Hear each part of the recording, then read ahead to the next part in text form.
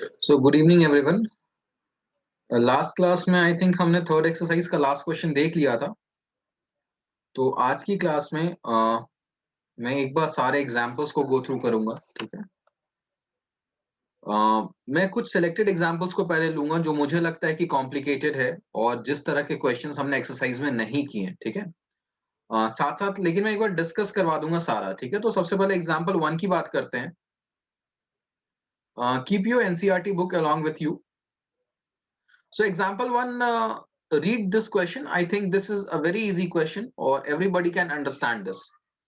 So पहले एक बार example one read करो और मुझे बताओ कि क्या किसी बच्चे को डाउट है इसमें क्वेश्चन समझने में, ठीक है। मैं एक एक करके सारे एग्जाम्पल्स को डिस्कस कर दूंगा ऐसे, ठीक है।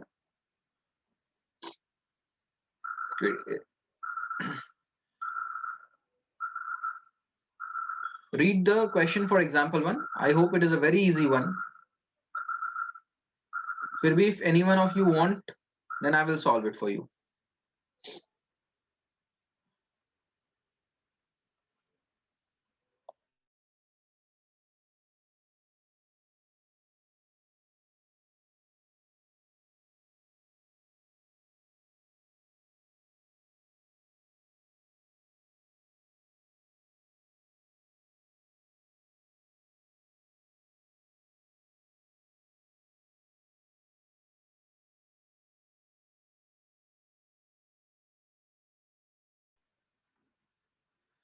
So I think example one में किसी भी बच्चे को डाउट नहीं है।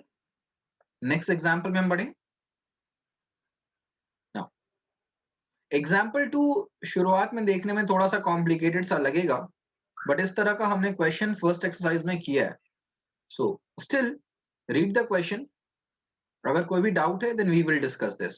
सो now it is time for example number 2। Go through it.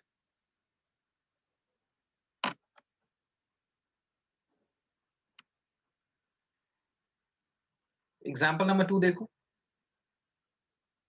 Read the question and tell me that do you have any doubt in this question. किसी बच्चे को कुछ ऐसा है जो नहीं समझ में आ रहा एग्जाम्पल 2 में, ठीक है। You can openly ask me, I will solve that question for you.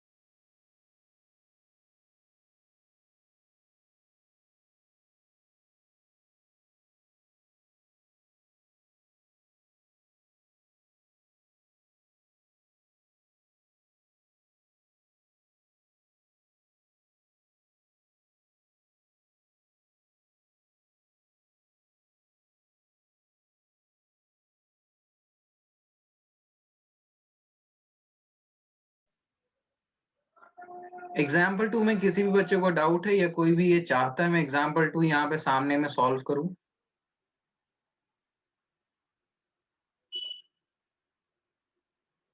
ठीक है, जेन्युइन एफर्ट्स होने चाहिए। मतलब तुमने समझने की कोशिश की, उसके बाद भी तुम्हें नहीं समझ में आया, then you can ask me.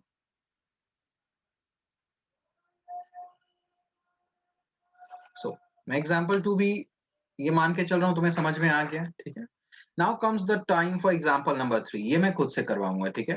Whether you know और डजंट नो, एग्जाम्पल 3 हम यहाँ पे डिस्कस करेंगे। मेरे हिसाब से बहुत इंपॉर्टेंट क्वेश्चन है। So example number 3 को हम देखते हैं। A wooden toy is in the shape of a rocket mounted on a cylinder as shown. The height of the entire rocket is 26 centimeter, while the height of the conical part is 6 centimeter.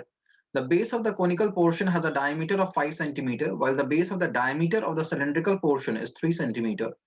So if the conical portion is to be painted orange and the cylindrical portion yellow, find the area of the rocket painted with each of these colors. अब देखो भाई, हो सकता है क्योंकि हम बहुत सारे क्वेश्चंस करते हैं, वहां पे माउंटेड जब भी क्वेश्चन आता था हम ऐसा बना देते थे। ये हमारा है कोन, और भाई हम सोच सकते हैं कि इसके नीचे बना देते हैं सिलेंडर। ठीक है, मान लो अगर हमें डायग्राम नहीं दिया हुआ है तो हम ऐसा भी कुछ बना सकते हैं। अब हम देखते हैं कि क्या क्वेश्चन में ऐसा कुछ दिया हुआ है कि दोनों एक दूसरे के ऊपर रहेगा या कोई बड़ा है कोई छोटा, ऐसा कुछ दिया हुआ है? सो क्वेश्चन में जब हम देखते हैं तो ये है the height of the entire rocket is 26। ठीक है भाई, जो एंटायर रॉकेट है इसकी हाइट है 26। ठीक है, अब ये डायग्राम बनाना मत, मैं तुम्हें समझा रहा हूं कि एग्जाम में अगर विदाउट डायग्राम आ जाए तो तुम कैसे सही डायग्राम को बना पाओगे। ठीक है, so entire rocket is 26 and the height of the conical portion is 6। तो यहां से भी ये बात अभी तक क्लियर नहीं हुई है, तो जितनी बातें हमें दी हुई हमने उसको मार्क कर लिया। पूरे रॉकेट की हाइट है 26 और ये कॉनिकल पार्ट की है 6। चलो बहुत अच्छे, आगे देखते हैं। The base of the conical portion has a diameter of 5। ये जो कॉनिकल पोर्शन है इसके बेस का डायमीटर है 5,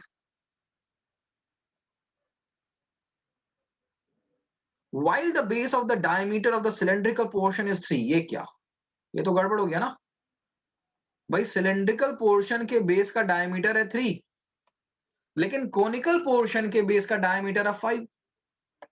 भाई उसके हिसाब से तो हमारा डायग्राम गड़बड़ हो गया, क्योंकि हमने अपने डायग्राम में कुछ ऐसा बनाया है कि कॉनिकल पोर्शन का जो बेस डायमीटर है वही सिलेंड्रिकल पोर्शन का है। तो यहां से हमें समझ में आया कि हमारा डायग्राम गड़बड़ बना है।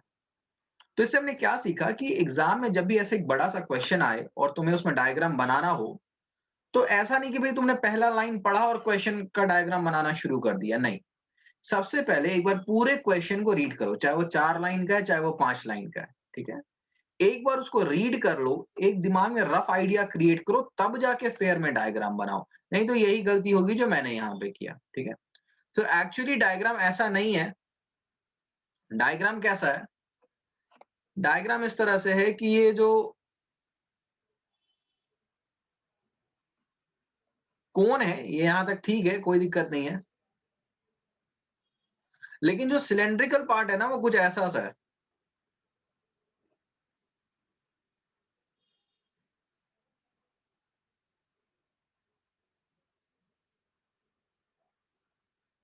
ठीक है, यहां पे ये चिपका हुआ है। ठीक है, कुछ मशरूम की तरह सा लग रहा है ना। अब ये चीजें ठीक लग रही हैं। सो डायग्राम हमेशा डिटेल में सही बनाने के लिए हमें क्वेश्चन को पहले पूरा एक बार गो थ्रू करना जरूरी है। अब हम देखते हैं क्वेश्चन को, आगे पढ़ते हैं। डायग्राम का हो गया, problem solve. If the conical portion is to be painted orange. भाई ये जो कोनिकल पोर्शन है इसे हमने पेंट करना है ऑरेंज, इसे हम ऑरेंज करना है paint. while the cylindrical portion is to be painted yellow। ये जो cylindrical portion है इसको हम पेंट करना है येलो। तो find the area of the rocket painted in each case. Each case में जो रॉकेट को पेंट करना है वो कैसे पेंट करना है, कितना एरिया पेंट करना पड़ेगा। अब भाई जब हम ऑरेंज कलर की बात करें तो ऑरेंज कलर पेंट करने के लिए सीएसए ऑफ कोन, यहां तक तो दिख रहा है, साफ साफ दिख रहा है कि कोन के सीएसए को तो हमें पेंट करना ही पड़ेगा। अच्छा एक बात बताओ, कोन के सीएसए के बाद इस वाले हिस्से को भी तो पेंट करना पड़ेगा।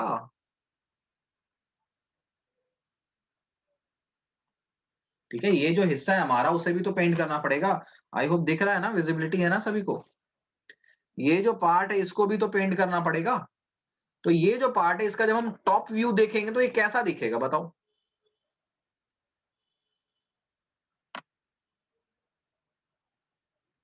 कुछ ऐसा सा दिखेगा। ये जो ब्लैक कलर का मैंने शेड किया, मैंने इस हिस्से को शेड किया।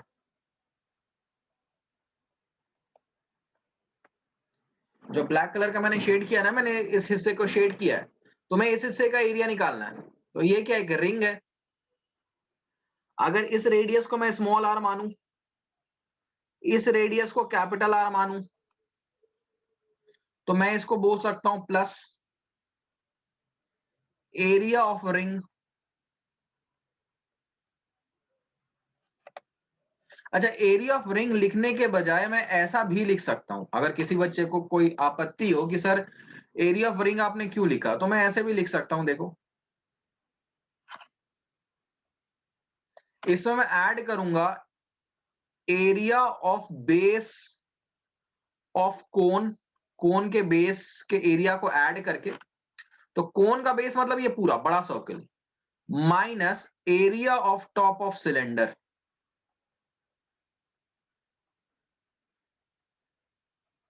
ठीक है, मैं ऐसे लिख सकता हूं। अच्छा, अगर कोई बच्चा इस तरह से भी लिख रहा है तो भी उसका सही है। टीएसए ऑफ कोन, कोन के टीएसए में से, अब कोन के टीएसए में ये पूरा का पूरा बेस इंक्लूड हो गया, ठीक है, बट ये जो हिस्सा है, ठीक है, जिसको चलो मैं कलर कर देता हूं,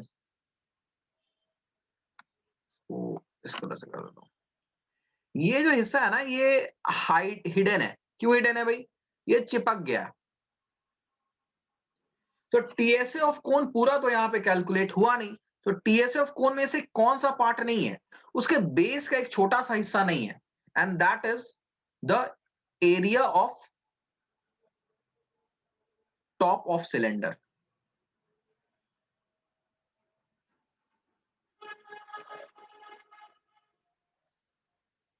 ठीक है, तो ऋषभ तुम्हारा भी सही है। दोनों में से हम कोई भी अप्रोच लगा सकते, दोनों ही हमें सेम चीज को दे रहा है। अब बात ये नहीं है कि मैंने इस क्वेश्चन में क्या किया, क्योंकि एग्जाम में ये क्वेश्चन आए इसके चांसेस कम है। मैं पहले ही बता दूं, वॉल्यूम एंड सरफेस एरिया से डायरेक्टली एनसीईआरटी के क्वेश्चन आए इसके चांसेस कम होते हैं। हमेशा क्वेश्चन जो होता है वो नए फॉर्म में आता है, कुछ नया बना के दिया हुआ होता है। तो ये चीज क्या सभी बच्चों को समझ में आ गया कि हमने ऑरेंज पार्ट को कलर करने के लिए जो एरिया विजुअलाइज किया है, क्या वो सभी बच्चों को समझ में आ गया मैंने क्या विजुअलाइज किया है? ऊपर का सीएस है तो सबको दिख रहा है, बट नीचे का एक छोटा सा रिंग टाइप का स्ट्रक्चर है जिसको भी हमें ऑरेंज कलर से कलर करना पड़ेगा। पूरा सर्कल को क्यों नहीं करना पड़ा है? क्योंकि भाई ये जो नीचे सिलेंड्रिकल पोर्शन है, ये स्टिक हो गया है कॉनिकल बेस में, तो जितना दूर स्टिक हो गया होगा उतने दूर तो हम कलर नहीं कर सकते ना। तो ये जिसको मैंने ब्लू कलर से कर दिया, तो वहां पे तो मैं ऑरेंज लगा नहीं सकता हूं। Is it clear to everyone? चलो बहुत बढ़िया। अब बताओ मुझे येलो कलर के लिए हम क्या करेंगे, थोड़ा अपना दिमाग दौड़ाओ और बताओ मुझे येलो कलर के लिए हम क्या करेंगे। भाई सारे बच्चे पार्टिसिपेट करो, मुझे समझ में आए कि कोई सो नहीं रहा है। ठीक है, सारे बैठे हुए हैं।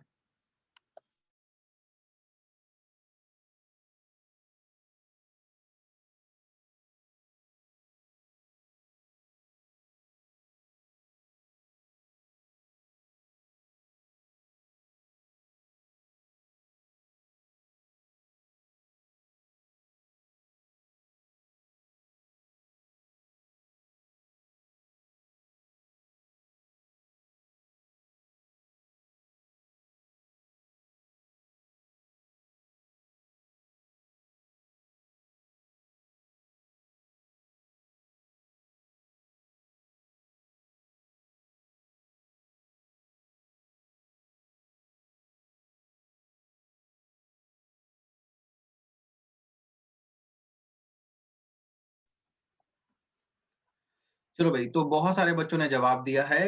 हर्ष, ठीक है, हर्ष सही है तुम्हारा, हर्ष। सिमरन तुम्हारा भी सही है। निशान तुम्हारा भी सही है। ठीक है, तो भाई ये येलो कलर वाले एरिया की अगर हम बात करें तो अभी भी हमारे पास दो ऑप्शन है। भाई सीएससी ऑफ सिलेंडर तो पक्का है, और उसके साथ साथ हमें सिलेंडर के बेस को भी पेंट करना पड़ेगा, क्योंकि जो टॉप है वो तो स्टिक हो गया ना, वो हिडन है। तो दो ऑप्शन है, पहला है सीएससी ऑफ सिलेंडर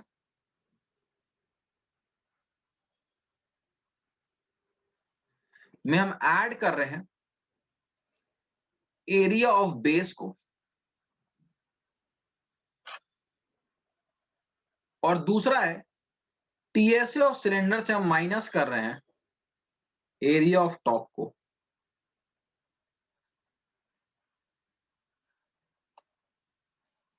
ठीक है, सीएसए ऑफ सिलेंडर में हम ऐड करें एरिया ऑफ बेस को, और दूसरा क्या पॉसिबिलिटी, हम टीएसए में ऐड करें एरिया ऑफ टॉप को। तो ये दोनों के दोनों सही है। ठीक है, कैलकुलेशन मैं नहीं कराऊंगा क्योंकि डायरेक्टली दिया हुआ है सब कुछ। अगर हम कोन की बात करें तो कोन का हाइट जो दिया हुआ है वो हो गया 6। कोन का रेडियस जो दिया हुआ है वो हो गया 5/2। ठीक है, अब थोड़ा कैलकुलेशन है इसमें, कैलकुलेट करके तुम सी से जब निकालोगे तो एल निकाल लोगे। एल का फॉर्मूला सभी को पता है, L is equal to under root of R square plus H square. ठीक है भाई। अब नीचे हम बात करते हैं सिलेंडर की। अगर हम बात करें तो सिलेंडर का रेडियस क्या दिया हुआ है,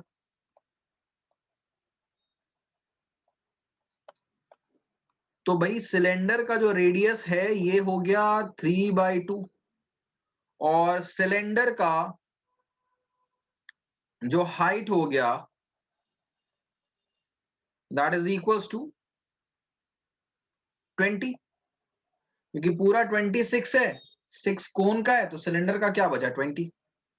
तो now you can calculate this. किसी बच्चे को डाउट?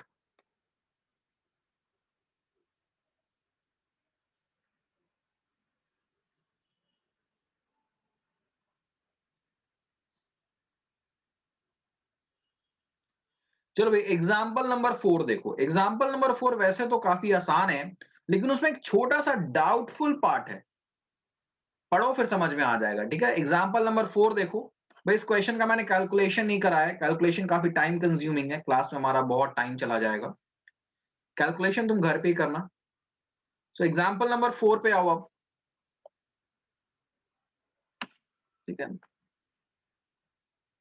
जिनको जिनको कॉपी करना कॉपी कर लो, बाकी बच्चे एग्जाम्पल नंबर 4 देखो।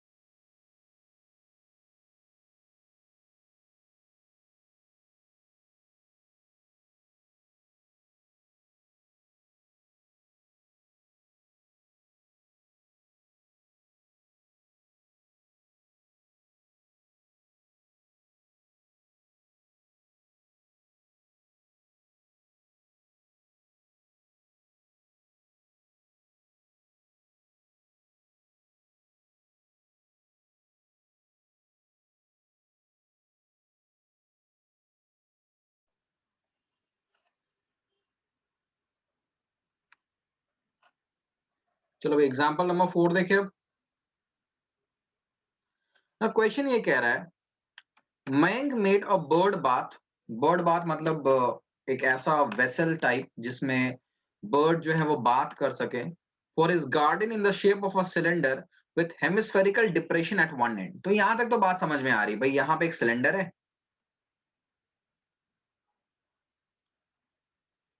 ना, सिलेंडर में एक एंड पे हेमिस्फेरिकल डिप्रेशन है, मतलब इस तरह से एक हेमिस्फेयर बना हुआ है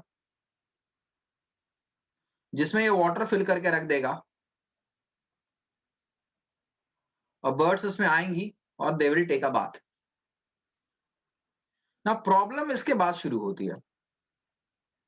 the height of the cylinder is 1.45। ठीक है भाई, यहां तक किस्सा क्लियर है, this is 1.45 and the radius is 30 centimetre. ठीक है, सो रेडियस इज 30, तो ये काफी बड़ा सा है, तो radius is 30 centimetre. Find the total surface area of the bird bath. ना प्रॉब्लम यहां पे आती है ना कि नीचे में, ये नीचे का हिस्सा जो है वो कैसा होगा। ठीक है, अब देखो हम कुछ सिचुएशंस यहां पे ले रहे हैं। सपोज मान लो उसने डिसाइड किया कि नीचे का जो हिस्सा होगा वो प्लेन होगा, तो अंदर एक स्पेस है,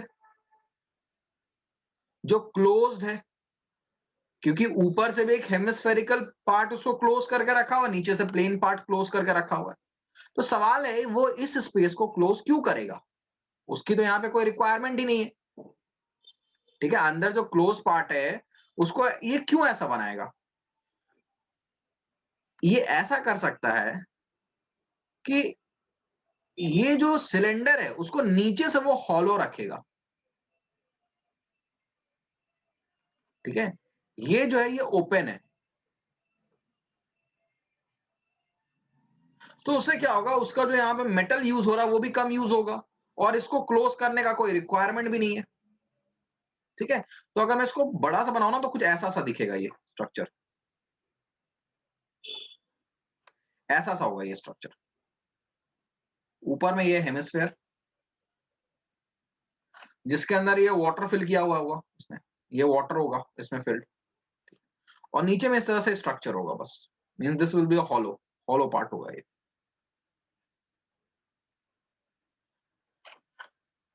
ठीक है, इज इट क्लियर? यही एक पार्ट है जो डाउटफुल रहता है। ठीक है, बच्चों को यहाँ पे उन्हें लगता है कि यहाँ पे ये क्लोज कर दें, बट क्लोज क्यों करेगा? सोचो, कोई मतलब ही नहीं बनता क्लोज करने का। अंदर उसने कुछ स्टोर स्टोर तो करना नहीं है। अब वाटर स्टोर करने की बात है तो उसने यहाँ पे हेमिस्फेरिकल डिप्रेशन उसके लिए क्रिएट किया ही हुआ है। ठीक है, तो इसलिए ये नीचे का पार्ट ये क्या रखेगा, ओपन रखेगा। सो अगर हम बोले टोटल सरफेस एरिया की अगर हम यहाँ पे बात करें, सो it will B CSA of cylinder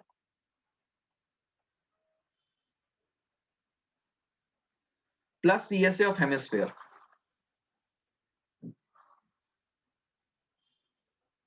ठीक है, CSA of cylinder plus CSA of hemisphere हो जाएगा हमारा यहाँ का आंसर।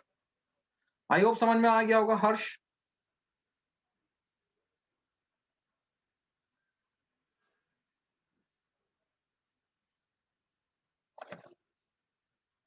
CSA हेमिस्फेयर क्यों करेंगे भाई? ऊपर में ये जो पार्ट तुमने क्रिएट किया है, तुम ऐसा सोचो कि तुम्हारे पास मेटल है, तो तुमने CSA, हाँ, CSA ऑफ हेमिस्फेयर क्यों लिया है, सारे बच्चे पूछ रहे हैं।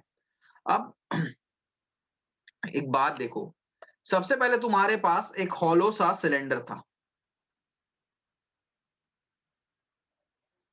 ठीक है, तो इसके लिए हमने CSA ऑफ सिलेंडर लिया है, ये बात सभी को समझ में आ गया। CSA ऑफ सिलेंडर का पार्ट क्लियर होगा, सभी का क्लियर है। अब एक बात बताओ, मैं ऊपर से अगर इसमें वाटर डालता हूं तो क्या ये वाटर स्टोर करेगा?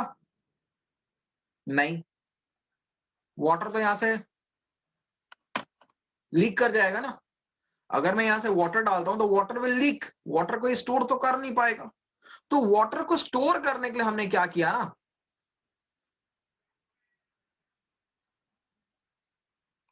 वाटर को स्टोर करने के लिए हमने यहां पे एक ऐसा बेस बनाया।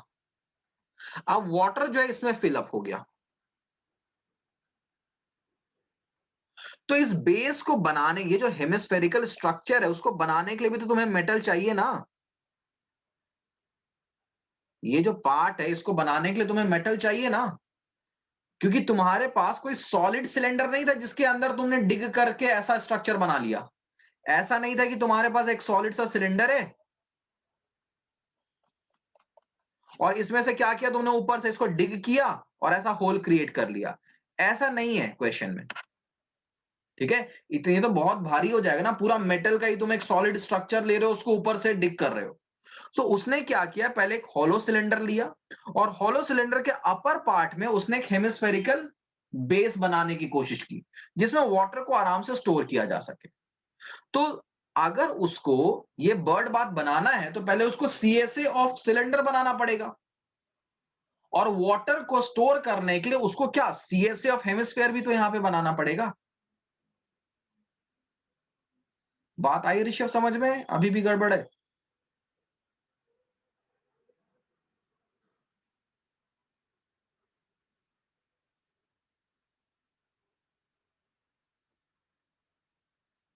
भाई बताओ, क्लियर हुआ या अभी भी डाउटफुल है कि हम CSA ऑफ हेमिस्फेयर क्यों ले रहे हैं यहां पे?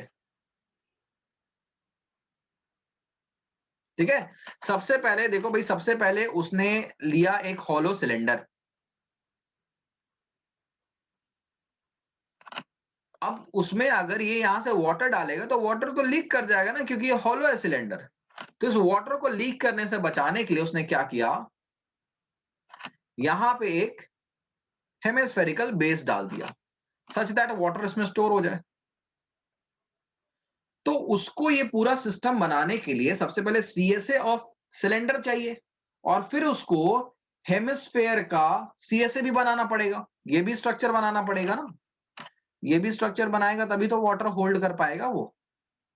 तो इसलिए हमने CSA of cylinder plus CSA of hemisphere किया। ठीक है, आई होप सभी को ये बात क्लियर हो गई होगी।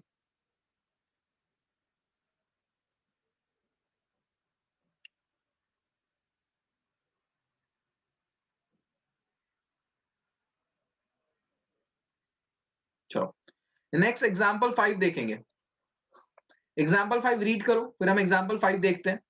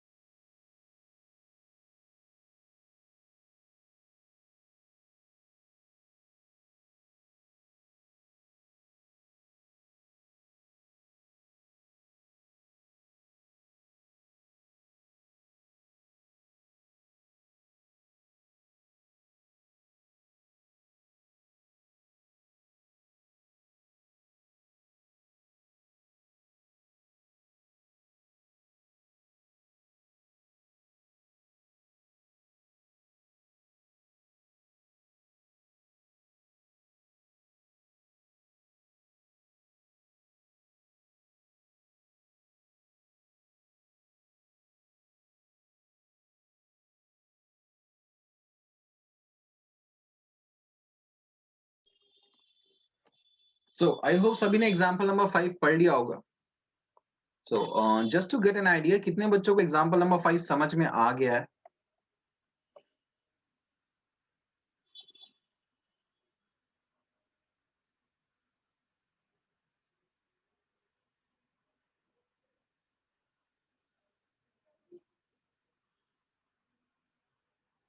चलो समझते हैं इसको, ठीक है, डिटेल में समझते हैं। क्वेश्चन में क्या है, Shanta runs an industry in a shed which is in the shape of a cuboid surmounted by half cylinder.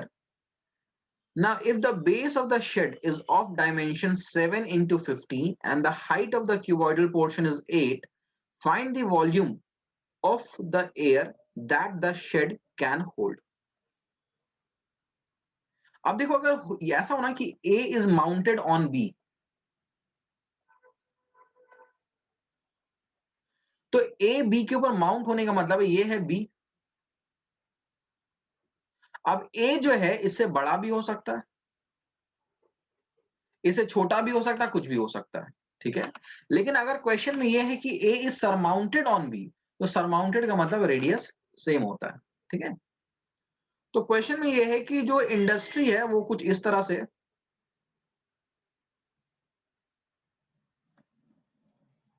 उसका जो ये पार्ट है this is a cuboidal part. तुमने ऐसा देखा भी होगा, फैक्ट्रीज का शेप ऐसा ही होता है कुछ कुछ।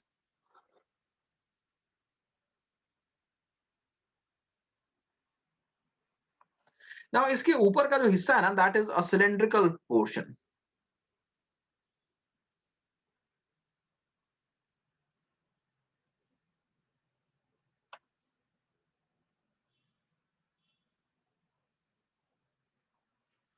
तो इसके ऊपर का जो हिस्सा है वो एक सिलेंड्रिकल पोर्शन है।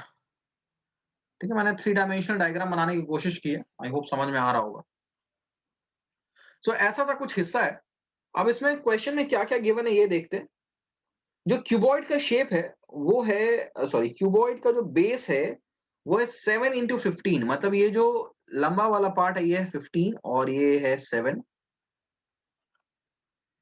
And the height is 8, so this height is 8। Find the volume of the air then the shed can hold.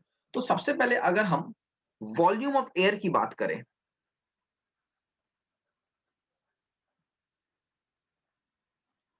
तो शेड के अंदर कितना एयर आ सकता है? Volume of cuboid plus half volume of cylinder.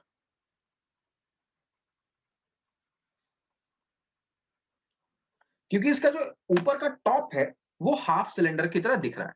So volume of air inside the cuboid, inside this whole shed की जब हम बात करेंगे, so it will be volume of the cuboid plus half into volume of cylinder.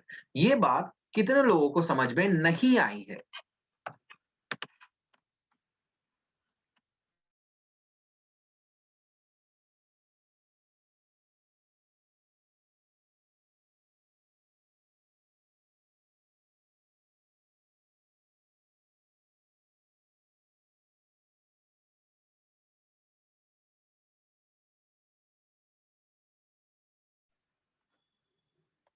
सभी बच्चों का ये concept clear है भाई?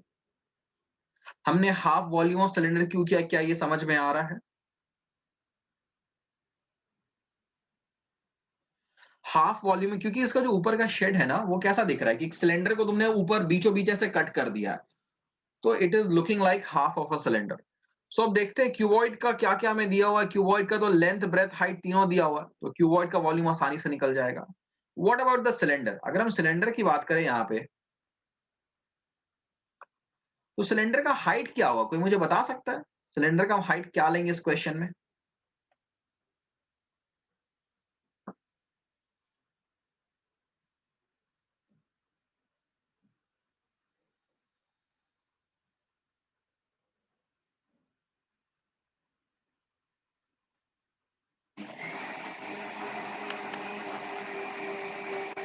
बहुत अच्छे, सिलेंडर का हाइट होगा 15। ठीक है, जो लेंथ होगा इस क्यूबॉइड का वही सिलेंडर का हाइट है। ठीक है, नाउ सिलेंडर के अगर रेडियस की बात करें तो सिलेंडर का रेडियस मुझे बताओ। यस निशान, करेक्ट।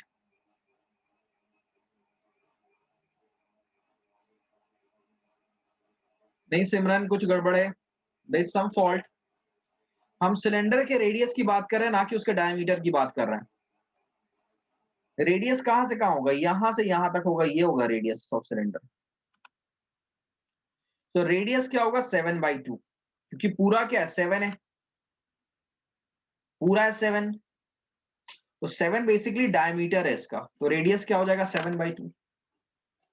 तो आई थिंक इसके बाद यहां से सॉल्व तो हो ही जाएगा। वॉल्यूम ऑफ क्यूबॉइड निकल जाएगा, वॉल्यूम ऑफ सिलेंडर निकल जाएगा, इसको तुम ऐड कर सकते हो।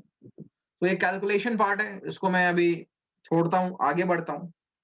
क्वेश्चन को आगे में देखते हैं क्या लिखा हुआ है। Now further, suppose the machinery in the shed occupies a total space of 300 metre cube. So space occupy करने का क्या मतलब है कि वॉल्यूम जितना मशीनरी ने कितना ऑक्यूपाई किया ये बताना है।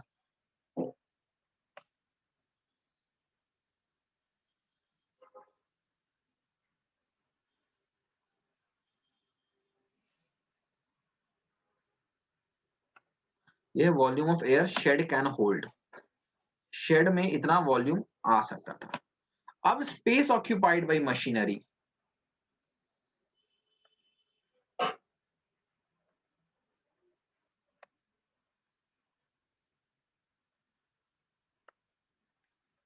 सो मशीनरी जो है वो कितना स्पेस ऑक्यूपाई करेगा? It will occupy a space of 300 metre cube. तो ध्यान दो, यूनिट पे ध्यान दो, मीटर क्यूब है, मतलब यहाँ वॉल्यूम की बात हो रही है। सो ये जो मशीनरी है ये 300 मीटर क्यूब का वॉल्यूम ऑक्यूपाई करेगा, and there are 20 workers each of whom occupy 0.08 meter cube space. So space occupied by 20 workers.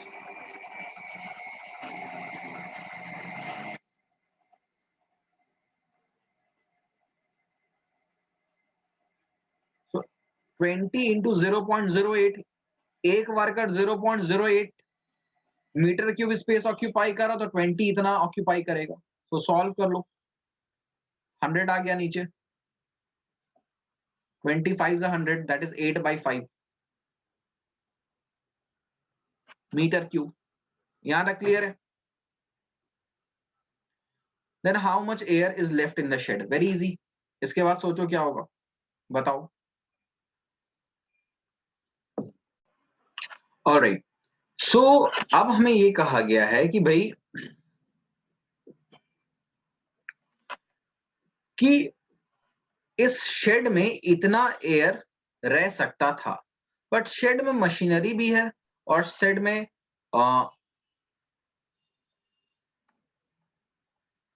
में मशीनरी भी है, शेड में लोग भी हैं. सो अब एक्चुअल में कितना वॉल्यूम ऑफ एयर है शेड के अंदर? So volume of air inside the shed क्या हो जाएगा?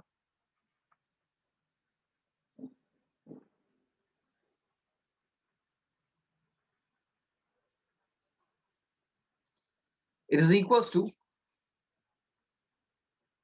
Volume of air shed can hold. इसको मैं V बोल देता हूं. सो V माइनस मशीनरी वाले को मैं M बोल देता हूं और वर्कर्स को मैं W बोल देता हूं. सो M प्लस W को हम ऐड कर देंगे और उसको V से सब्ट्रैक्ट कर देंगे. So we will get this answer. ठीक है. V यहां पे क्या है? V is the volume of air जो शेड में रह सकता था.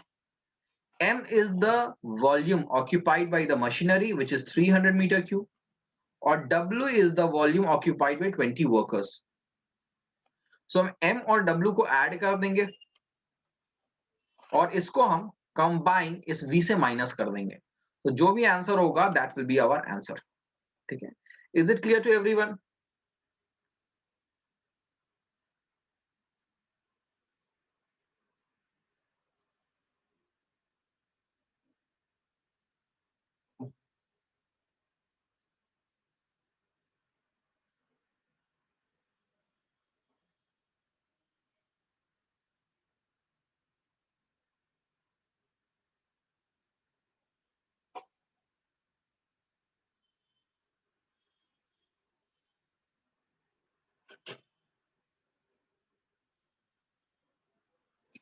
भाई आयुष, यहाँ पे हमसे ये कहा गया what is the amount of air left inside the shade.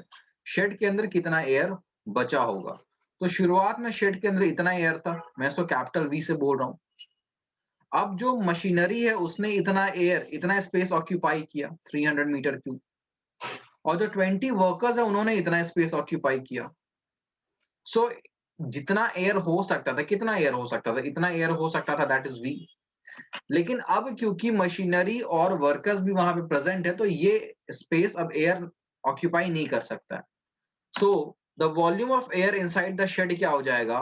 V minus M plus W. M और W को ऐड करके हम V से माइनस कर देंगे.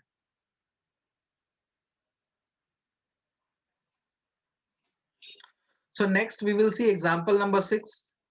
तो ये कॉपी कर लो and then see example number 6.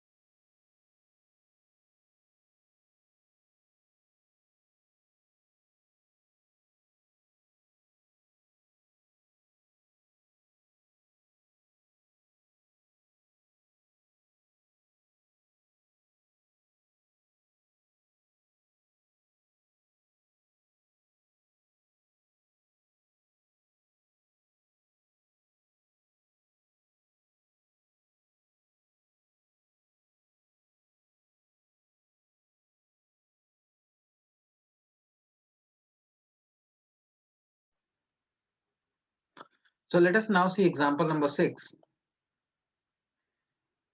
Read the question once. Example number 6 में ये कह रहा है a juice seller was serving his customers using glass shown in figure 13.13. The inner diameter of the cylinder was 5 centimeter, but the bottom of the glass had a hemispherical raised portion which reduced the capacity of the glass. तो glass कुछ ऐसा सा था. बाहर से देख के एक सिलेंडर लग रहा था, बट अंदर में क्या था, अंदर में हेमिस्फेरिकल रेज्ड पोर्शन था इस तरह से.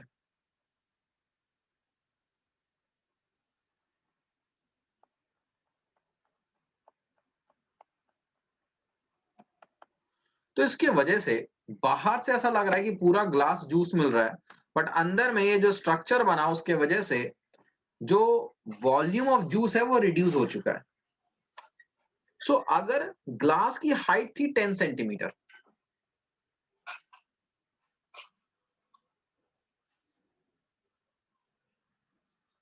अगर ग्लास की हाइट थी 10 सेंटीमीटर और जो इनर डायमीटर है that is 5 centimetre,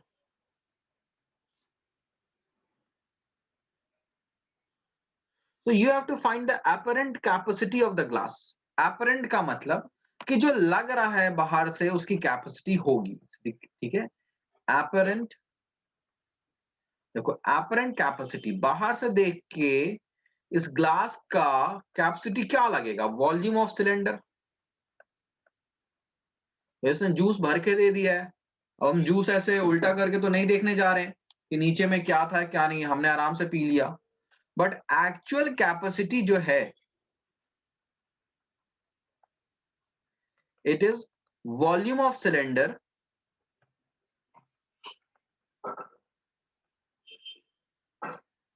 minus volume of hemisphere.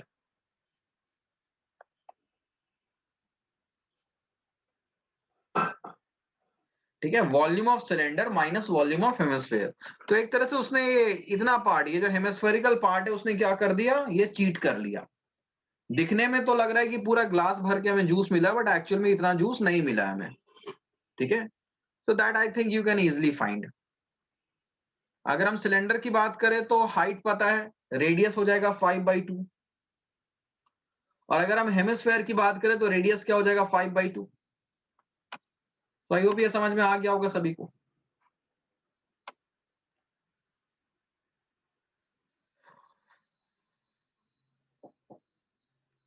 Alright, let us solve question number 7 now.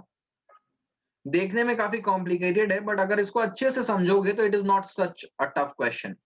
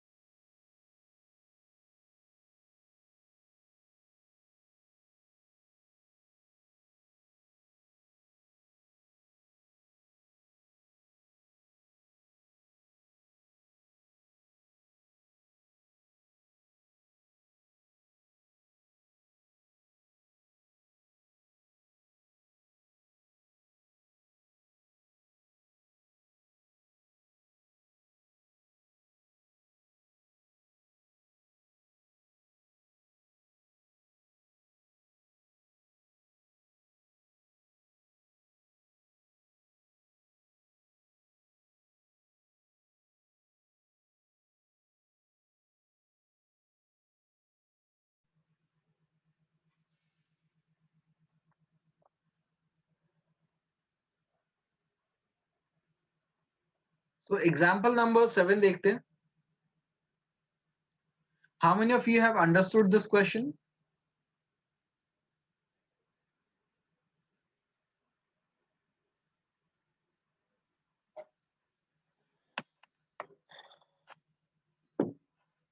चलो भाई क्वेश्चन देखते हैं. A solid toy is in the form of a hemisphere surmounted by a right circular cone. मैंने surmounted का मतलब बताया ना कि diameter मैच करना चाहिए, उसको हम बोलते हैं surmounted. The height of the cone is 2 centimeter and diameter of the base is 4 centimeter. Determine the volume of the toy. If right circular cylinder circumscribe the toy, find the difference of the volume of the cylinder and the toy. ऐसा हमने एक question किया था exercise में. Same तरह का question था और कहा गया था कि एक सिलेंड्रिकल वेसल है, उसके अंदर इस तरह के स्ट्रक्चर को डाला जा रहा है, तो बताओ सिलेंड्रिकल वेसल में कितना पानी बचेगा. So I hope example number 7 can be done using that method. Still I will wait for 2 minutes. अगर किसी बच्चे को डाउट है example number 7 में, they can ask.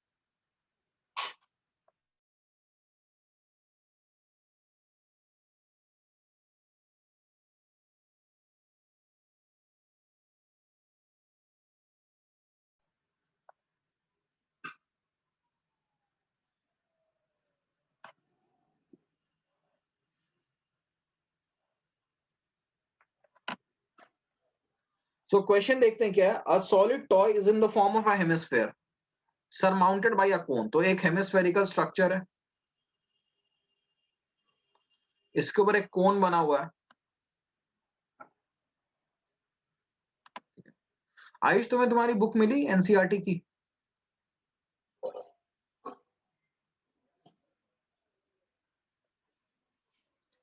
So the height of the cone is 2 centimeter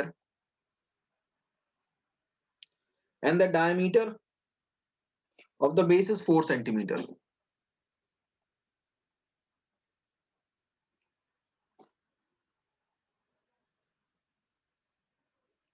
Determine the volume of the toy. So volume of toy क्या हो जाएगा? Volume of cone plus volume of hemisphere.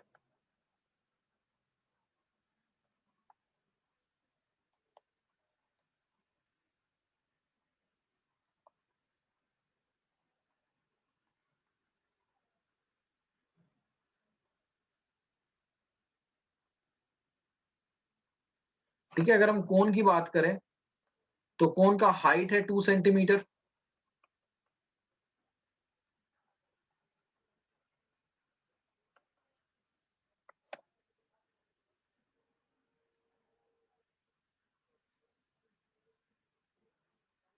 Ayush तुम rejoin करो, मुझे लग रहा है तुम्हारा नेटवर्क इश्यू होगा. तो रेडियस हो गया 4/2, दैट इज 2 सेंटीमीटर. अगर हम हेमिस्फेयर की बात करें तो हेमिस्फेयर का रेडियस क्या हो जाएगा भाई? 2 सेंटीमीटर जो कोन का है. ठीक है, सो हम volume of cone plus volume of hemisphere यहाँ पे करके आराम से वॉल्यूम ऑफ टॉय निकाल सकते हैं. ये पार्ट क्लियर है. अगला पार्ट देखो. So if a right circular cylinder circumscribe the toy. Circumscribe का क्या मतलब हो गया कि जो राइट सर्कुलर सिलेंडर है उसका डायमीटर इस टॉय के डायमीटर के जितना होना चाहिए और उसकी हाइट इस टॉय के हाइट के जितनी होनी चाहिए.